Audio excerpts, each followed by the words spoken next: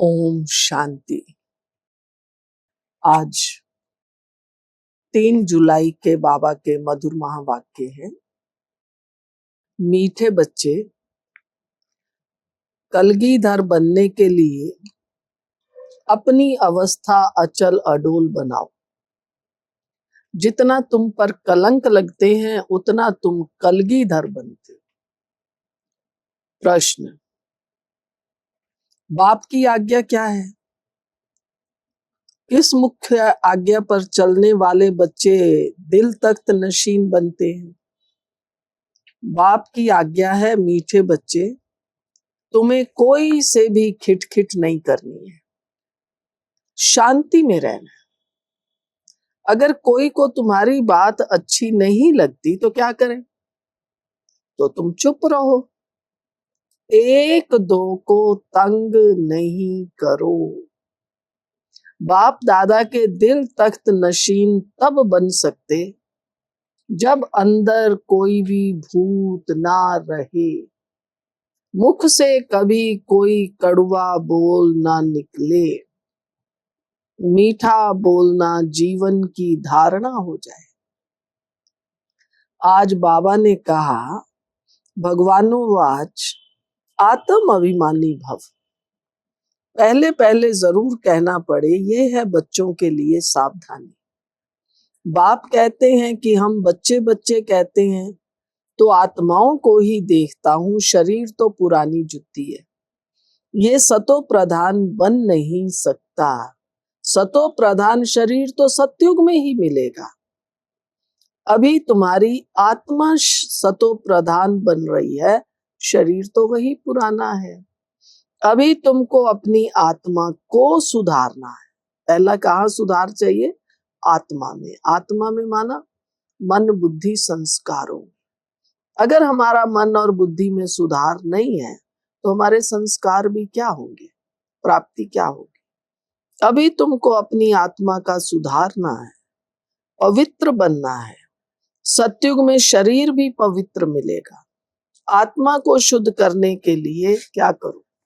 बाप को याद करना है। आत्मा गुलगुल बन जाती है, फिर कर्तव्य भी अच्छे करती है।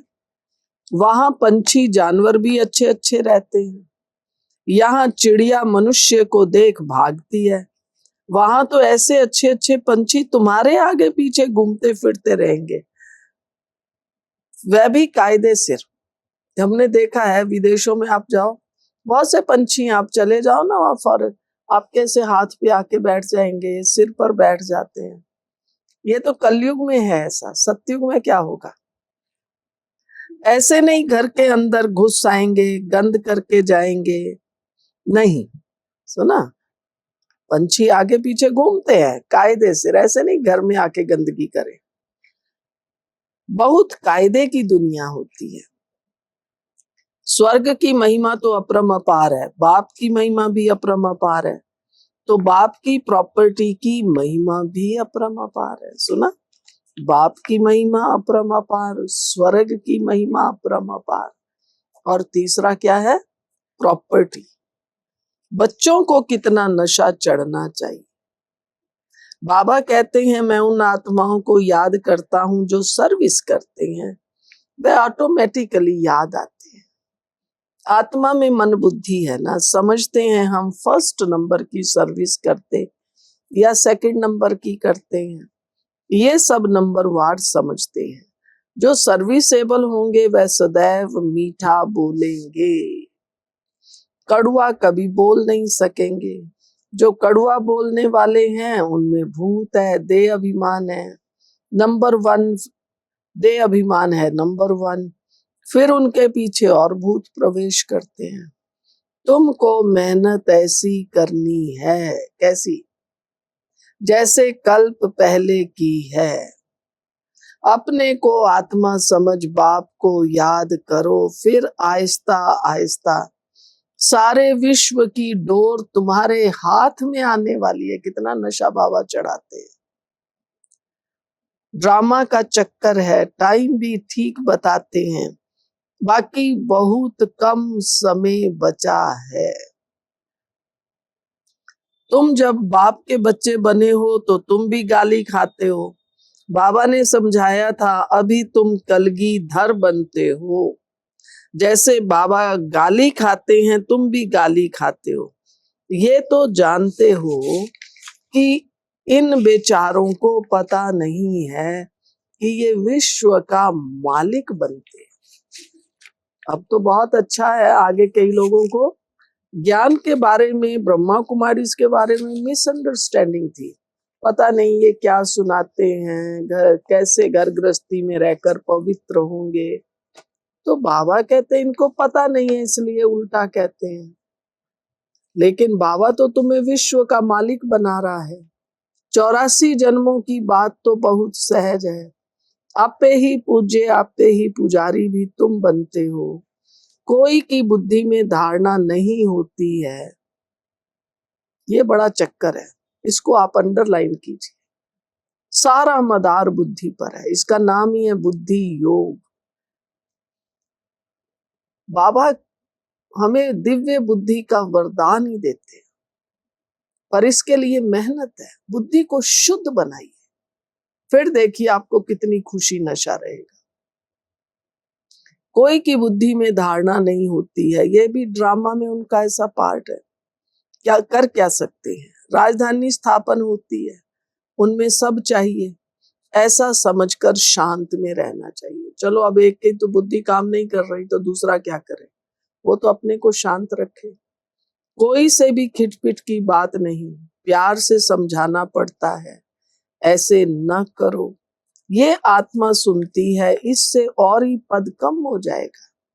कोई को अच्छी बात समझाओ तो भी अशांत हो पड़ते हैं, तो छोड़ देना चाहिए। खुद भी ऐसा होगा तो एक दो को तंग करता रहेगा, ये पिछाड़ी तक रहेगा। हम सोचें अब सब ज्ञानी योगी हैं, बाबा के बच्चे हैं। बाबा कहता नहीं, ये संस्कारों का खेल तो चलता रहेगा। माया भी दिन प्रतिदिन कड़ी होती जाती है। अब हम सोचते हैं सत्युग आ रहा है, पुरुषार्थ कर रहे हैं, पर फिर माया की भी देखो कमाल है। बाबा कहता है ये और भी कड़ी हो जाएगी। महारथियों से माया भी महारथी होकर लड़ती है। माया के तूफान आते हैं, फिर प्रैक्टिस हो जाती है बाप को याद करने की, एकदम जैसे अचल अडोल रहते हैं। माया का तूफान आने भी फायदा है। जब माया आती है, कोई विघन आता है, फिर अपन क्या सोचते हैं, योग करो, बाबा को याद करो। बाबा कहता है उसमें भी फायदा, आपकी प्रैक्टिस होती है। जैसे अचल अडोल रहते हैं, समझते हैं माया हैरान करेगी। डरना नहीं है, माया से डरो नहीं। कलगीधर बनने वालों पर कलंक लगते हैं, इसमें नाराज नहीं होना चाहिए। कई बार हम बाबा के बच्चे सेवा करते हैं, आपस में चलते हैं, अब दूसरे हमें गलती समझते रहते हैं। बाबा कहता चिंता ही मत करो, तुमको तो कलगी लगने ही वाली है। लगाते हैं ना, ताज पर भी कलगी होती है, पगड़ी पर भी होती है।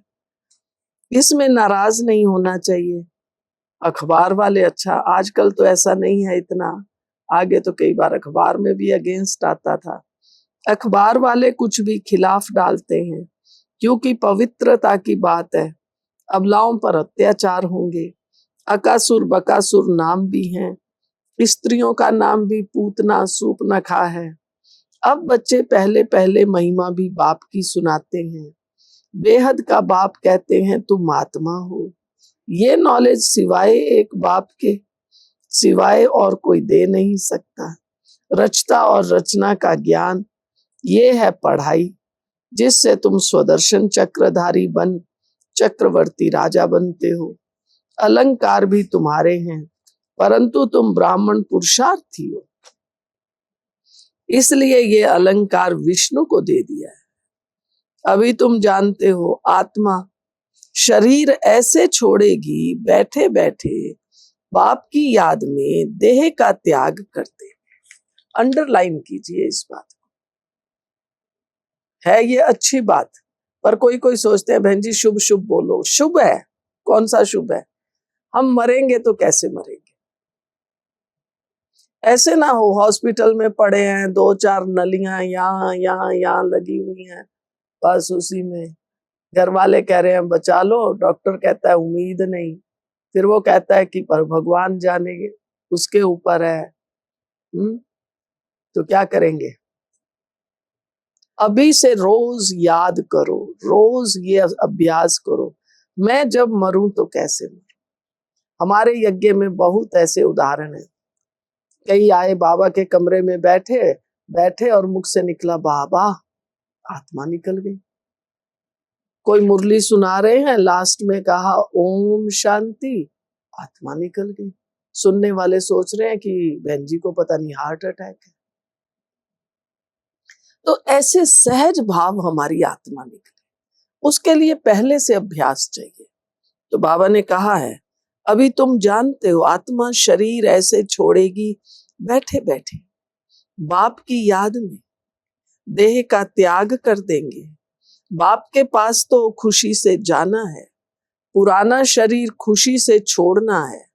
जैसे सर्प का मिसाल है, बाप कहते हैं तुमको ऐसा बनना है जैसे भ्रमरी कीड़े को ट्रांसफर कर देती है, तुमको भी मनुष्य रूपी कीड़े को ट्रांसफर कर देना। पहले नई दुनिया स्थापन होती है, पुरानी थोड़े ही स्थापन होती है। पुराना मकान कभी कोई बनाते हैं क्या?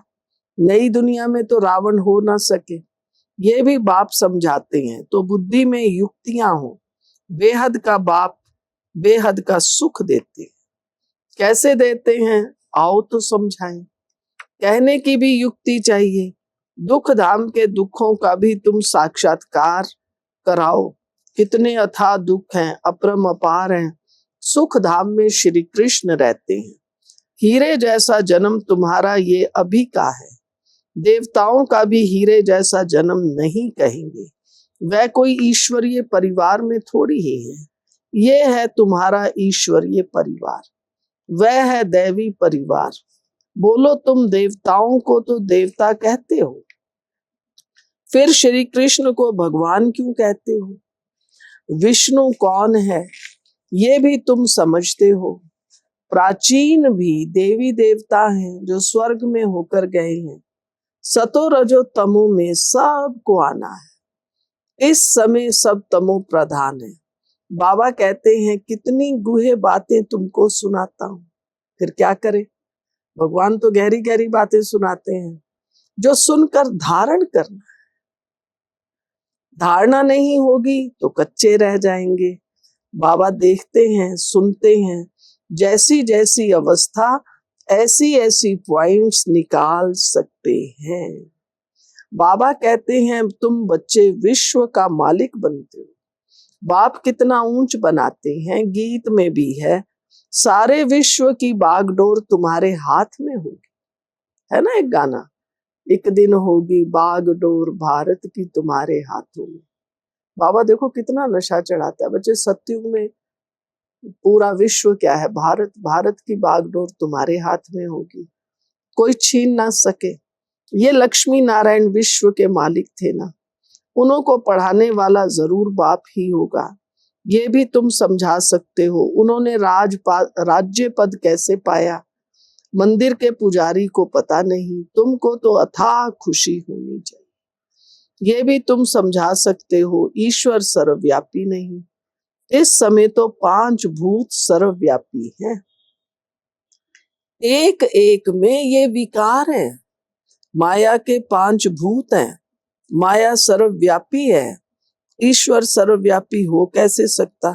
वह तो बेहद का वर्षा देते हैं, कांटों को फूल बनाते हैं। वरदान, पवित्रता को आदि अनादि विशेष गुण के रूप में सहज अपनाने वाले पूज्य आत्मा। पवित्रता हमारा ओरिजिनल स्टेट ऑफ माइंड है, ओरिजिनली आत्मा है ही पवित्र। जब पार्ट प्ले करने आती है फिर उसके बाद इस पर मैल चढ़नी होती, इसलिए आज के वरदान में है पवित्रता को आदि अनादि विशेष गुण के रूप में सहज अपनाने वाले पूज्य आत्मा। पूजनीय बनने का विशेष आधार पवित्रता पर है। जितना सर्व प्रकार की पवित्रता को अपनाते हो उतना सर्व प्रकार से पूजनीय बनते हो। जो विधि पूर्वक आदि अनादि विशेष गुण के रूप से पवित्रता को अपनाते हैं वही विधि पूर्वक पूजे जाते। जो ज्ञानी और अज्ञानी आत्माओं के संपर्क में आते, चाहे ज्ञानी हो चाहे अज्ञानी हो, क्या विशेषता चाहिए? पवित्र दृष्टि, वृत्ति, वाइब्रेशन से यथार्थ संपर्क संबंध निभाते हैं। स्वप्न में भी जिनकी पवित्रता खंडित नहीं होती है वही विधि पूर्वक पूज्य बनते। स्लोगन, व्यक्त में रहते अव्यक्त फरिश्ता बनकर सेवा करो। व्यक्त में रहते, व्यक्त माना जो दिखाई दे रहा है स्थूल, व्यक्त में रहते अव्यक्त, अव्यक्त माना जो दिखाई नहीं देता एकदम फरिश्ता है, अव्यक्त फरिश्ता बनकर सेवा करो तो विश्व कल्याण का कार्य तीव्र गति से संपन्न। समझा आज की बाबा की मुरली? हाँ, कितना बाबा ने खुशी चढ़ाई है। क्या क्या करो, बस अपने को आत्मा समझो, क्या प्रैक्टिस करो। माया के तूफान से डरो नहीं, हाय क्या हुआ, नहीं, ये बातें होती रहती हैं, बातें होंगी, बस तुम खुशी से चलो, बाबा मेरे साथ है, ये निश्चय रखा। ठीक है। ओम शांति।